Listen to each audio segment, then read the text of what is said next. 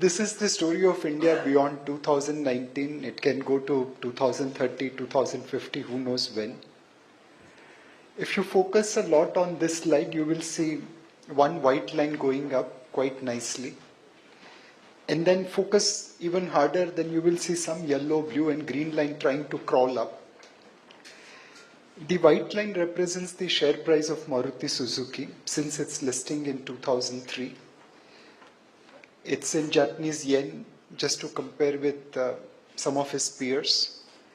And all those yellow, blue, green, which you can hardly see, that belongs to some small Japanese companies like Honda, Toyota, Nissan, and Maruti's parent Suzuki.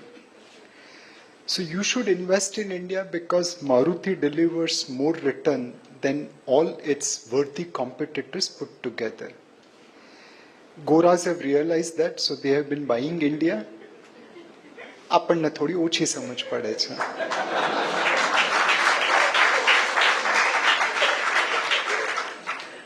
In Japanese, there is a proverb which says that if you do not enter the tiger's cave, you will not catch its cub.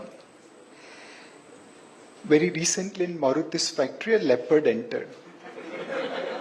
They were making motor cars. Suddenly, leopard entered, stopped making motor cars, evacuated employees, tranquilized the leopard, send him back to the jungle and start making motor cars again. Such kind of thrill and adventure is missing in Japan. In Toyota's factory, you can never get a leopard. It's only possible in Maruti. So once in a while in a market, in an economy, leopard will come. If you can manage it, then you will make gains like Maruti. And if you can't ride that leopard, then you will make gains like, you know what I'm talking about. But since you are all my professional colleagues, and there are some people who normally I find on my side, they are today on opposite side. So I'll bore you with long story as well. There are certain peculiar challenges of India which we all know, but we haven't really recognized it. The first big challenge for India is its diversity. We all know we are a diverse country. But look at the diversity which Mr. Modi is managing. Our smallest state, Goa, has population equivalent to Estonia. The largest state, UP, is bigger than Brazil. So when you are trying to run India, you are trying to run Estonia to Brazil together. If this diversity in population is not good enough, we have diversity in per capita GDP.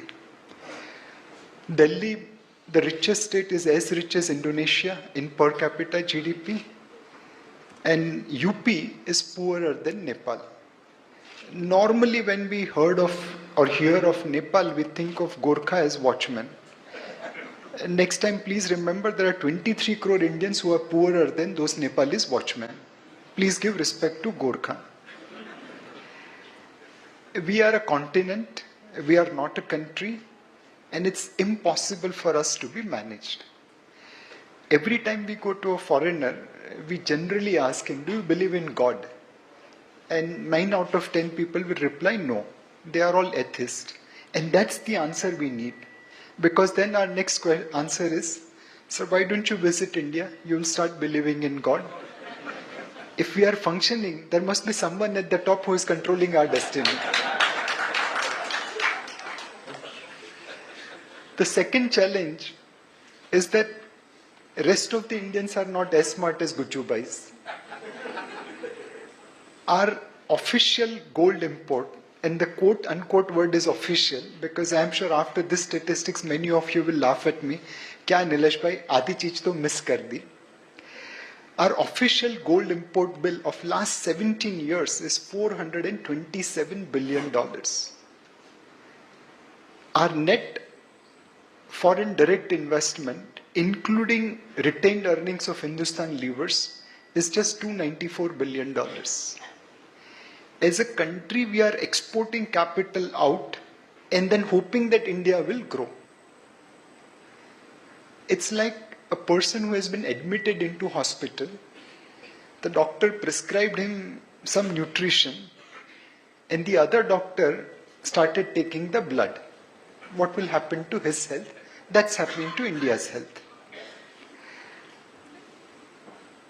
Even the portfolio flows, the FII flows, is just about $244 billion. So we are exporting more money overseas when we need that money to be invested in India. This is where India is situated. In school and colleges, I'm sure none of you got educated that India is in Africa. I also went to the same school as yours. No one told me that India is in Africa. But when I became chartered accountant, I realized that our tax compliance is comparable to African nations.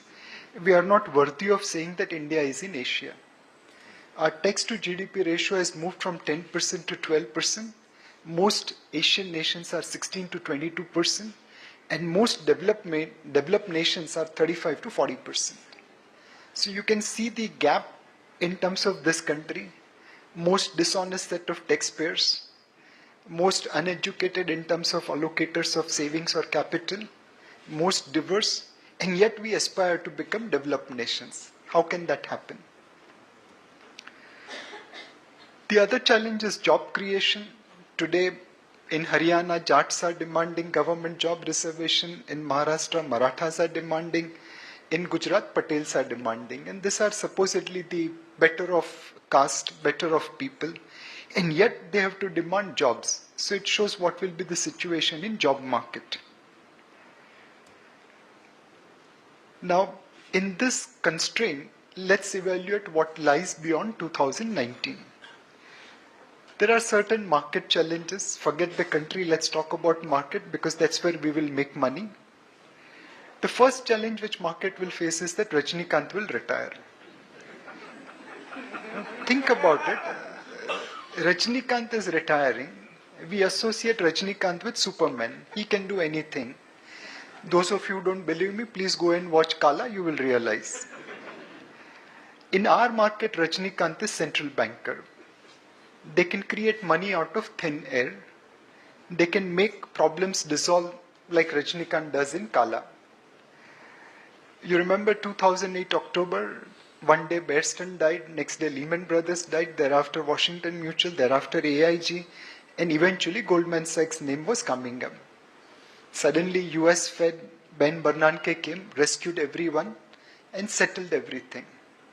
2013 we heard pigs, Portugal, Italy, Greece, Spain. In 2008 companies were dying, 2013 countries were dying. Again Mario Draghi came, rescued everyone like Rajnikant.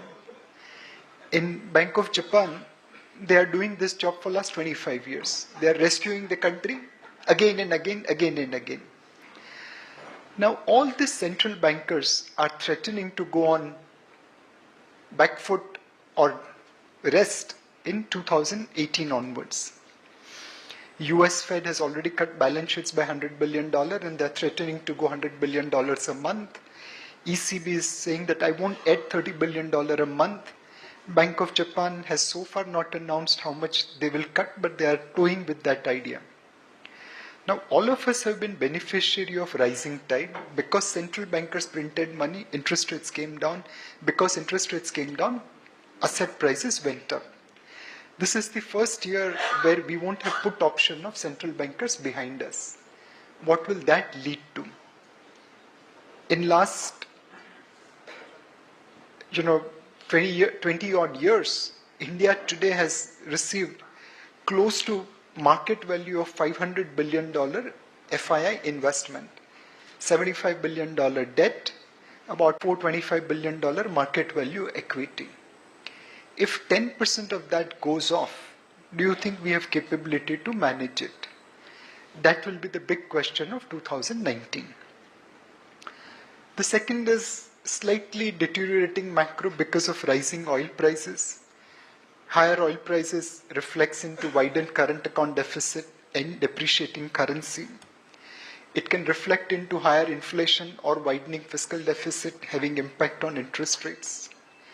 Interest rates will also be influenced by what US Fed is doing, and for first time in a couple of years, US 10-year is threatening to cross 3%.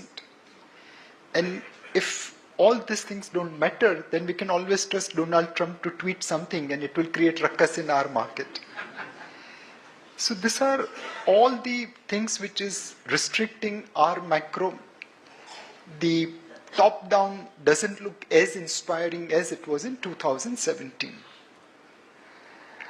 On top of it, there is a credit squeeze emerging because of way we are managing our banking crisis.